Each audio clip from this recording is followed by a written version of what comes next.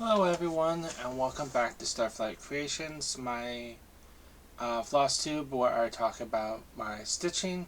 My name is Matt, and finally we are getting past the Children of the Thread retreat and back into regular stitching and stitching updates. So, in the 2 weeks since my last proper Flosstube, I've done 2,411 stitches, which is mainly retreat stitching. Um, Not as good as I wanted, but better than I was expecting. But also not good in that the last week since the retreat I have done no stitching. Um, but part of that is because I needed to shoot this Flosstube so I can show you all my progress, like where I can get started on putting more progress into this project. So I finally found the time to do it. It's currently 2:30 here in the morning in Portland.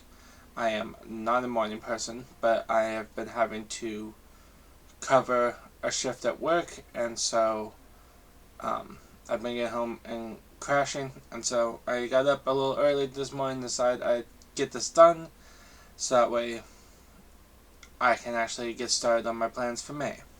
So, to jump right in, we're going to start with whips, which are works in progress. So the first one I have is E is for Elephant, which is by the Tiny Modernist. Here's a couple of examples of how it can look like when it's done. I've decided that I'm going to go ahead and do the Stitchy box, just mainly because I've never really finished anything in a small type way before, and I kind of like to play around with that some. So this was the one that I used as my travel piece on the way to and from the retreat, and then I stitched on it in the hotel room, and then a little bit at my parents' when I was visiting them after the retreat, just because it's small and handy to take for travel. And the last time you saw it, it looked like this. So it just barely been done. I finished 2 colors on the elephant, and I was starting with the words. And so, after putting in 1,099 stitches, it now looks like this. I've got all of the main elephant on the front done except for the gray of the actual elephant, because I was trying to decide if I wanted to wait until I got back to use a variegated thread. But I looked at my variegated threads, and all my variegated threads are very variegated, which isn't quite what the model stitching has for the overdyed silks.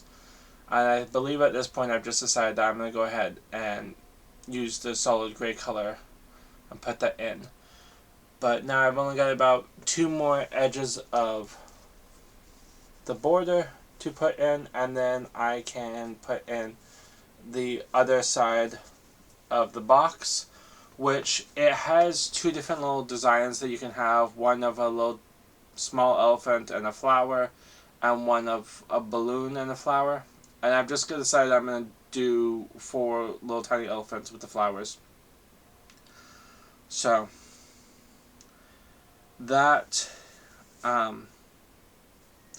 my progress on that one, and that one was my whip go call. Let me just look really fast to see which month it was a whip go call. I want to say it was a whip go call for April, but it was not. It was a whip go call for March. So I did get that one done. I'll be able to talk more about that when I get into the whip go section. Okay, so once we've got that done, at the retreat, I did a little bit of progress on my living room set. So this is living room set number 2 by Elena Lartsova. I got this years ago off of the My Bobbin site. It looks like it's been taken down from there. I did see it recently on Pain Fairy cross stitch, but it looked like they were stamped. So I don't know if you can actually get the counted version anymore. And this one is on a 14 count Black Ada. The last one was on a 14 count hand dyed by me Ada. So I put in 306 stitches into this, and so mainly I was over here on this side, and I would just take a color at the top and work it down as far as it go, till either I ran out of that color or I just didn't feel like doing it anymore, and then I would go up and choose the next color and take it down. And I did get a good amount of progress on it. I would like to get some more on it because I am now at 19,791 stitches out of 24,627. So I did drop under the 5,000 stitches left, and I did get over the 80%. So I would like to get some more in this. It would be really nice to finish this up. I know that even after I finish it up, I'm going to have a lot of work to do because there is a lot of backstitch and a bunch of different colors on this that really makes the piece come alive. But I would really like to get this one completed. It has been, in progress for a long time, and now it's been close to being done for a long time, so it'd be nice to get that one knocked out.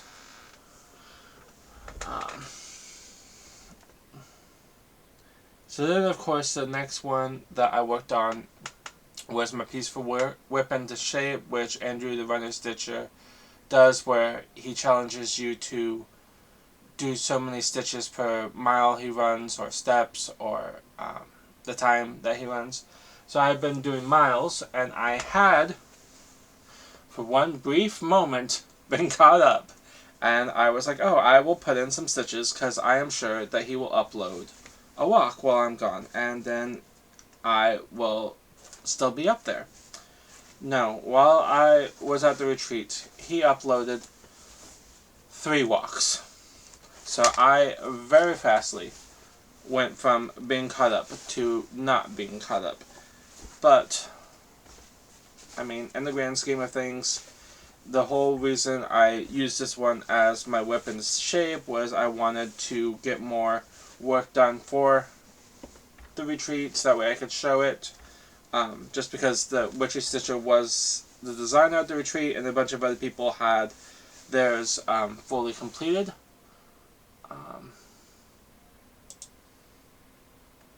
So, this is what it will look like when it is fully completed like theirs. And here is what it looked like the last time you saw it.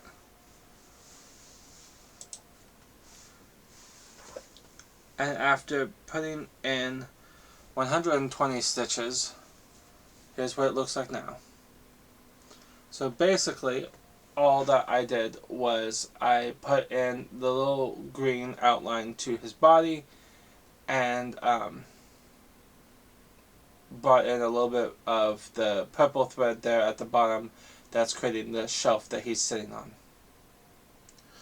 So I mainly did this one in the morning while I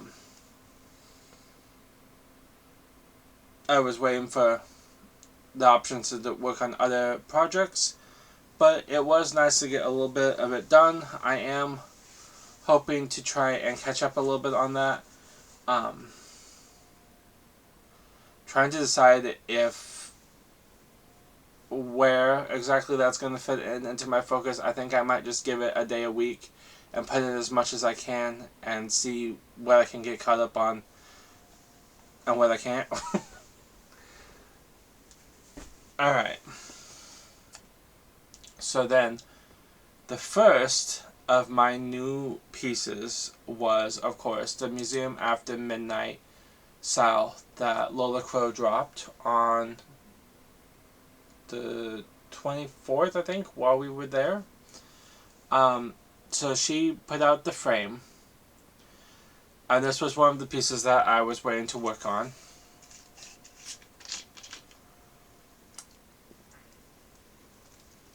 So I had dyed my own piece of 14 count fabric for it. Oh, and the last one, the tarot cards, is on a 16 count black Ada that I hand dyed and then hand painted with the gold sparkles to look like space.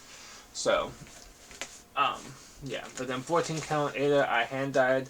I did use some black Cosmo instead of the 310 from DMC, but the rest of this is just DMC. And I put in 384 stitches into this one out of the 6,307 for the frame, which puts me out to 6.1%, which doesn't look like that bad of a start. It was most of a day's stitching. It was really nice to get in. There were like 5 of us who started the SAL right there at the retreat. It did get released a couple of hours early, so one of the ladies had it announced that it was released. So I think one of the people in the Discord worked it out, and it was like 1,000 stitches a week to be caught up for when the next one drops. Quite frankly, like, I did what I could with the colors I had there, which weren't a whole lot of colors. Like, I had the black Cosmo that I decided to sub in, and I had like 2 other colors there that I was working on. But this is one I want to get more progress in. I did go in and look, and they've kind of shown that the first 2 sections are going to be down at the bottom. So I think I might like give it like 1 day a week and try and see what I can do, and then towards the end of May maybe just focus more on the bottom, so that way I have some things to work off of when the first drop happens in June. And then I started for halfway to Halloween, which Jason X Stitches did.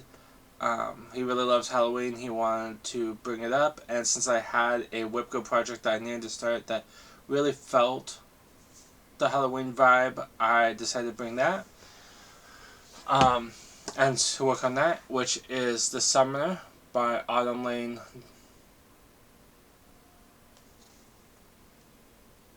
Autumn Lane Stitchery. I don't know why I can't ever get that last word.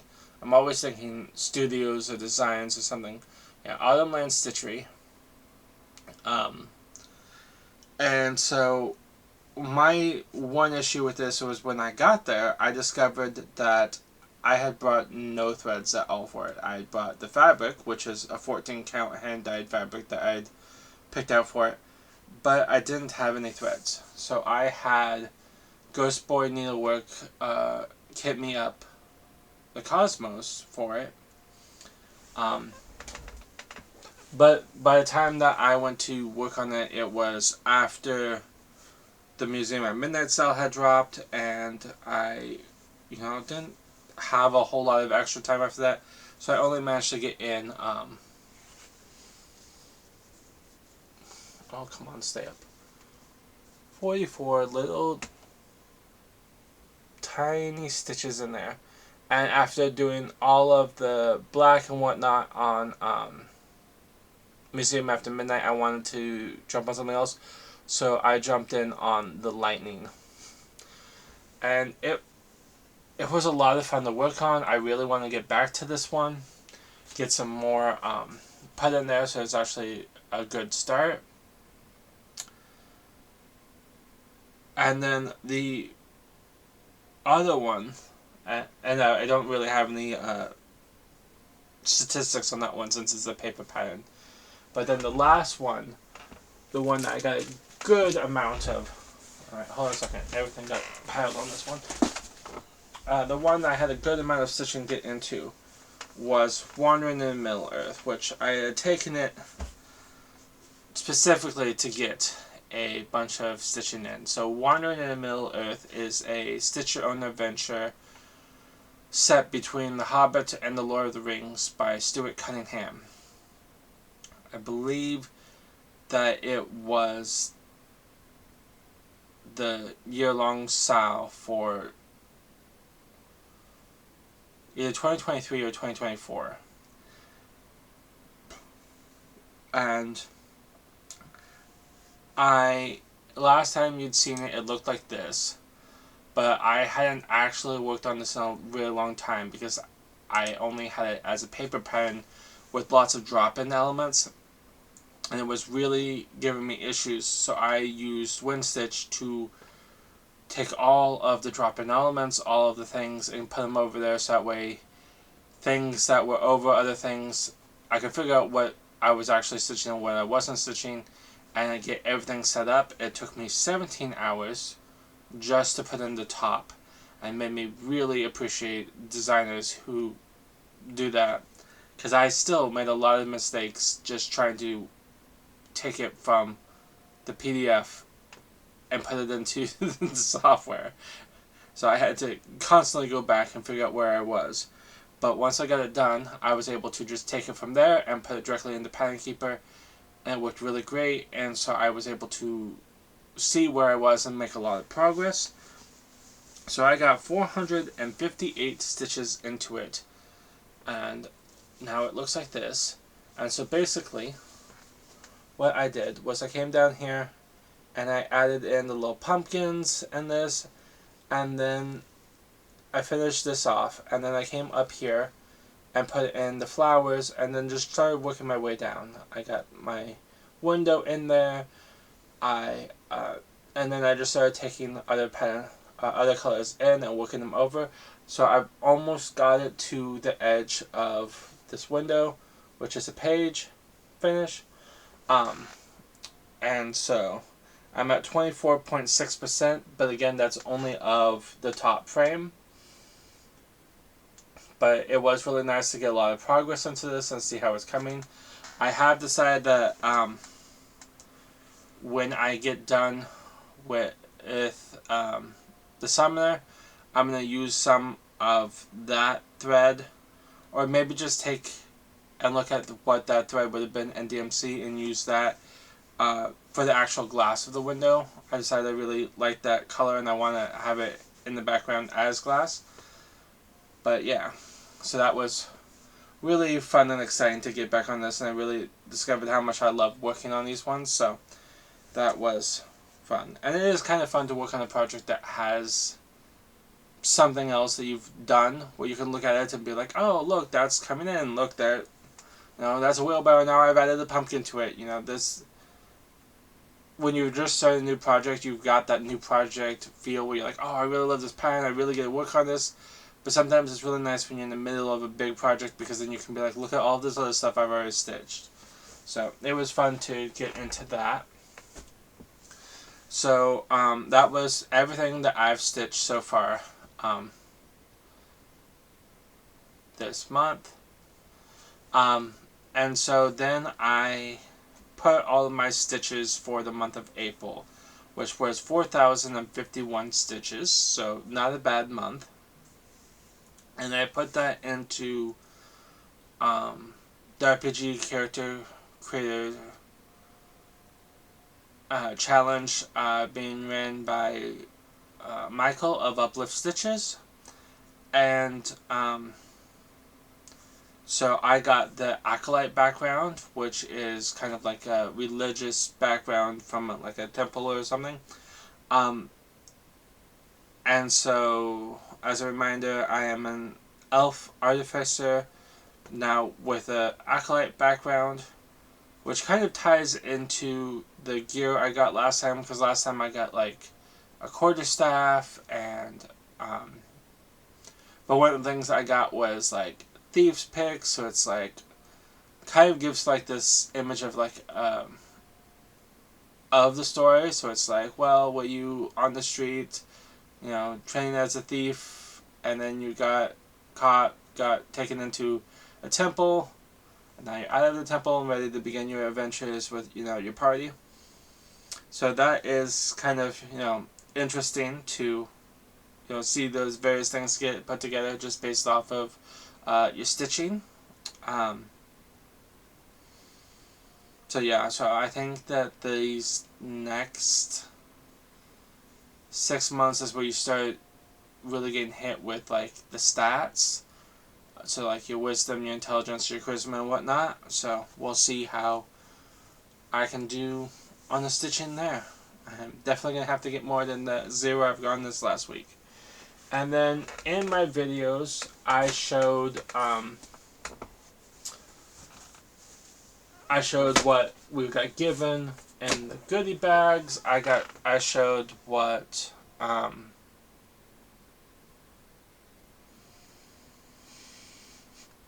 I got given as table gifts and whatnot, but I wanted to save for the regular Flosstube the haul, the things I actually went and bought myself. And so first of all, we went to, not everybody, but just like a small group of us went to a fabric store that was there in Estes Park. And a bunch of it isn't really like extremely cross stitch related. Like it's like I got a bunch of little fat quarters, which isn't necessarily cross stitch related, but I could use these on backing or as framing for projects. For cross stitch related, I did get these little hummingbirds, which I plan to give as a gift to one of my friends. I just found that really cool that like it had the 3 different kits and it had all of the floss that you needed, so I felt that was cool. So I got that for her, and then I got this little bag that came with all of the fabric for it and whatnot. So I felt that was a really cool kit, and it really wasn't that expensive, so I went ahead and grabbed that. And then the ladies there went ahead and gave us these little tape measures that have the brand logo on them. So I was like, did everybody in the cross stitching world, I mean, like that was that the big gift last year for branding was put your thing on a tape measure.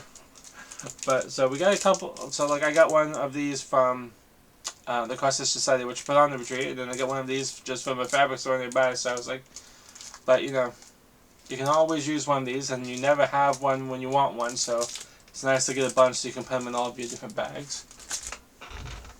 And then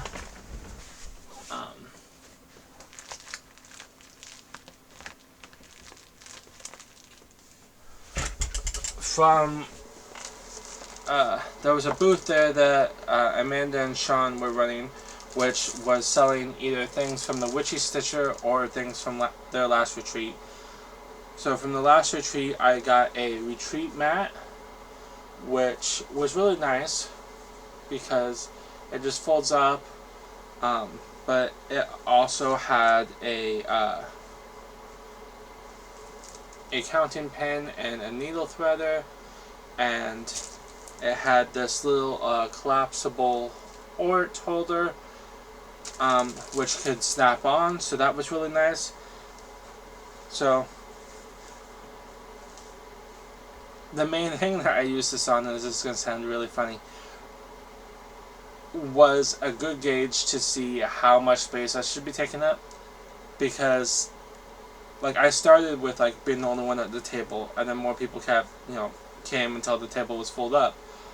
But every single time I turned around, I'd pull out things out of like the 15 bags I took down there, to work on this project, to work on that project, and I'd turn around and there'd just be stuff everywhere, and I kept feeling like I was overflowing into the next couple of chairs, and everybody just kept telling me, "Oh, it's fine, don't worry," but I worry. And so it was really nice to just have the retreat mat and then have that like kind of like a measured out space where I could just be like, alright, as long as I keep it within this area, it's within what the expectations should be. So that was really helpful for me and my anxiety, at least.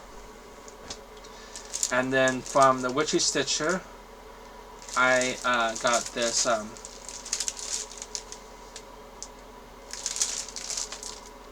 fabric called Ritual, which I just felt was a really great neutral. It is 14 count and an eighth of a yard, so I'll have to see if I can find anything that I have that's small enough to go on it, but I did feel like it was a really great piece to have for my stash, since I didn't really have a fabric stash. And then they had some free stickers that were left from the promotions for her book, which I already have her book. And then I got a little thread bed, which had this cool little black cat magic type fabric on the cover. And then this, which I think is just like a giant sticker. But I was thinking that I could always put that into like an 8x10 frame and put it up on the wall. And then I got two needle minders from her. One, this really cute little potion bottle. And then this Cone of Doom, which, if you don't know, is a spool of thread of DMC 310 that comes in a big black cone. The Witchy Stitcher does a lot of black stitching, and so she jokes that they're Cones of Dooms. And this was really funny because I bought this, but like through like the things of the retreat, like when I went to buy it a couple of times, no one was at the table, and so then when I went over to buy it, everybody was like, "Oh, just you put your name on the sticky note and you put it with what you want, and then when they come back, they'll call you over and you'll check out." Well, when I went to check out, Sean was going through all the things. I got it all done, and then when I went to show to the room and I was organizing things, I realized I didn't have Cone of Doom. So then I went down the next morning and I was talking to them and I was like, "Hey, you know, if one of these is found, I am missing it," and they found it for me, which was really nice, and I was really happy. And then the other thing that they gave us was something that I initially bought, but then they decided to give it out to everybody, which was something apparently that was left from a last retreat, their Summerween retreat. It was these Halloween puns, which also had like a correction sheet for one of the words that was messed up. And so they ended up giving my money back for that, which I was not requiring or expecting, so that was just really nice of them. And then, where did the rest of it go? Here we go. And then we had the big haul. So, my closest LNS is Acorns and Thread, which is about half an hour outside of Portland, so it's like an hour and a half, 2 hours from me. So it is kind of a big jaunt to get to it, and I don't drive in Portland. I really don't like city driving. So when I went to there and I saw Moonlit Dye Works fabric that was on offer, I went crazy, is really the only words to say it. And I just grabbed anything and everything that I liked and kept adding it. So don't be like this is basically all I can say. But I am happy for the first time ever. I have a fabric stash, and I have opal, because I always get so jealous when I see other people on Flosstube and they're talking about how they've got opal fabric. And I think the main one that I see is oh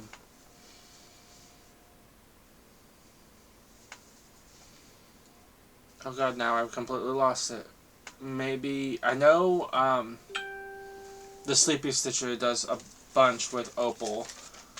And I think maybe Stuart from Stuart and Stitches does some with opal. I don't even know anymore. I am so far behind on my floss tubes. It isn't even funny. Because normally I do my floss tubes when I stitch. And I just sit there and watch people while I stitch. And lately I haven't been doing any stitching. But I found this and I thought, oh, that'd be perfect for like a water. And then that color just screamed to me. And then this was kind of like a great for neutral when you didn't want it just to be, you know, one color. You wanted kind of like a mix of colors in there. But none of the colors was so bright or dark that I really felt like it would bother anything. And then just kind of a black with sparkle. And then gold with sparkle. So that was my main splash, was just getting the fabric. I went crazy there. But, you know, when's the next time I'm going to get to a retreat, and just kind of now, it's nice to have them all in there. I tried to, even if I didn't try not to go too wild, I did try to just get colors that really screamed to me, because I don't work on a lot of smalls too often. So I'm like, if I do work on a small, I really want the fabric to be something that's really going to scream to me, that I really want. And all of those really felt like things that I could see myself stitching on. So, alright, and so that is all of the haul, which was plenty of haul. And so then we go to WhipGo. And so while we were there, Jessie Marie of Jessie Marie Does Stuff here on YouTube and Instagram called out WhipGo. So if you don't know what WhipGo is a game that she's created that you use to help you get some progress on some of your projects. And she has a bingo board, and she calls out numbers each month, and then you put in progress on them. And it's really kind of one of those things where you can take it and make it your own, and you can do with it what you want. When I started the year, I really didn't have enough projects where I felt it was worthwhile to do the WhipGo for. But I also had a lot of projects in stash that I wanted to get some progress on. So what I did was I kind of combined a couple of people's different things. One, I stole pretty heavily from Emily, from Crafty Emily, and I made this little advent calendar box to hold my WhipGo.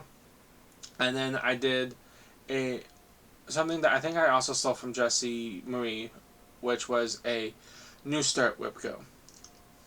So I took 24 projects and put them down, and then I, assigned them each a number randomly just by dropping them into the box, and then, as she called it, I just need to work on that. And then, like Crafty Emily, each time I hit the 500 stitches I want to on that project, I put $5 into the box. So right now we have 2, 4, 6, 8, 10, 11 projects that she's called, because she did call 3 for April, because she called 13, which some people just have as a free space, so she skipped it. I have a 13, but I don't have a 25. So I'm counting basically, like, when she calls 25, like, I'll know which one I don't have. And so I'm kind of holding one of the ones from April, being like, oh, if I can always use it on that month when there's only one going to be called. But right now I have plenty that I haven't gotten in. So far, out of those 11, I have completed 2. And one of that was by putting that 1,000 stitches into E is for Elephant. So I did finally put in my second $5 into there, so that is caught up. I have my $10 put aside there. And so The ones that I have left, I have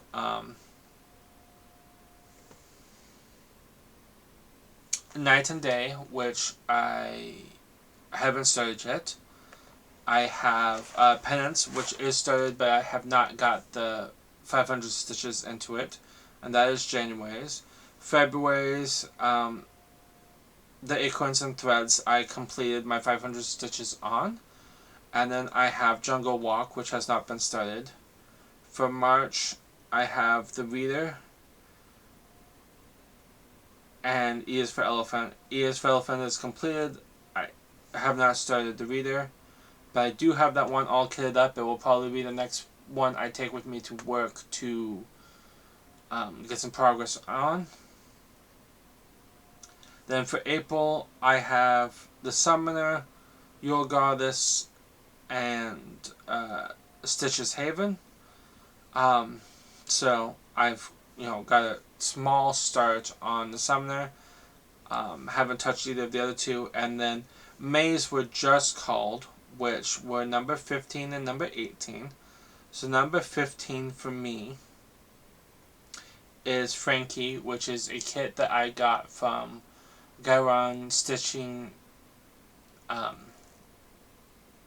back in October. They had an October kit, and I managed to get it.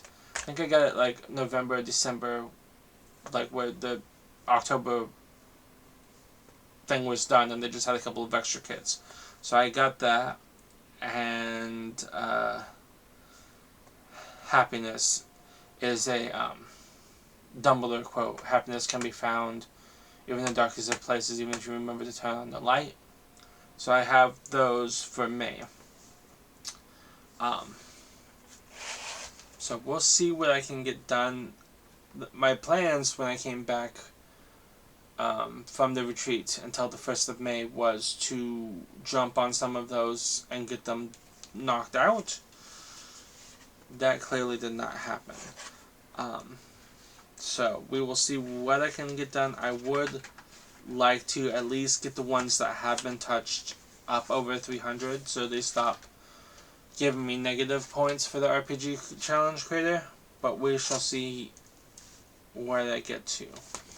And that leads me to my plans for May. So, oops, ghost just fell. So, in May, I decided I was going to follow Andrew the Runner Stitcher. His plans for May are to do a May Mania, where you take a project and you put 500 stitches into it, and then you try and go through all of your projects that way.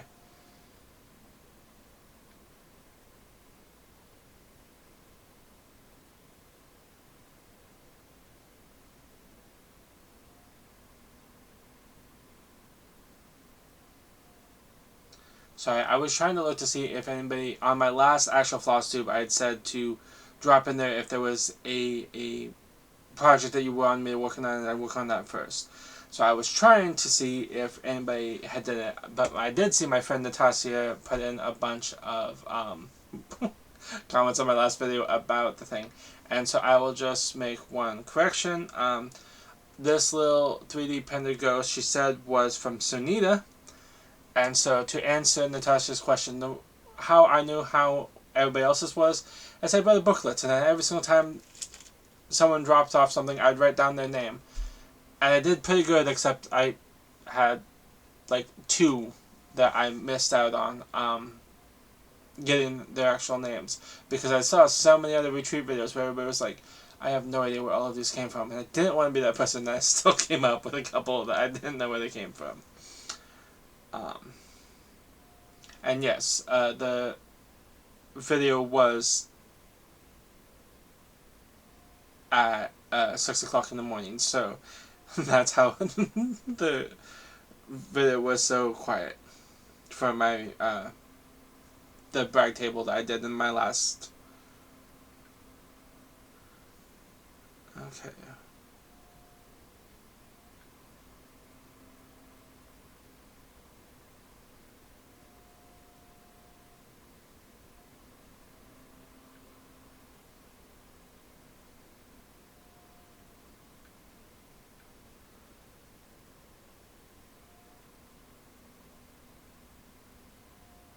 But it looks like no one has really dropped in, so I will just do a wheel, and so I will spin to see which ones I get. I may fudge the wheel a little bit and start with the summoner so I can get the 500 points, 500 into that, which will give me the 500 stitches I need to knock it out of Whip Go. And I think I may also do the same for Museum After Midnight, just to get a large jump ahead on that, just because I've got 6,000 stitches that I need to get in before June 5th to stay caught up. And other than that, I may not spend for the tarot frame and just give that one night a week to be worked on. But I haven't really been freaking out about not getting the stitches done this last week, because I did get a bunch of other crafty things done. I got a bunch of books read. I managed to go and work at the library and get a bunch of work put into my book. Plus, I've been talking to an artist who I've worked out a commission with her for her to do the cards for my book, the pictures. She's already done one, and it looked amazing, and she's jumped on and she started on a bunch, so it'll be really nice to get those in and switch them out, and then it'll just... I'm really excited about that. I'm really excited to just have no AI in the book and have the cards be drawn with her imaginings. It's going to be really thing, and it's really giving me that desire to be working on the book again. So I did get like 6 pages written on that, so that was really nice. So I am looking forward to getting back and doing more stitching, but I do kind of want to keep at least like one night free a week to just work on some of my other crafts, or just to have a rest day. So I will try and be back here in only 2 weeks and not 3 weeks again, but we shall see where it gets to, and hopefully I will have a bunch of stitching done. Alright, thanks everybody.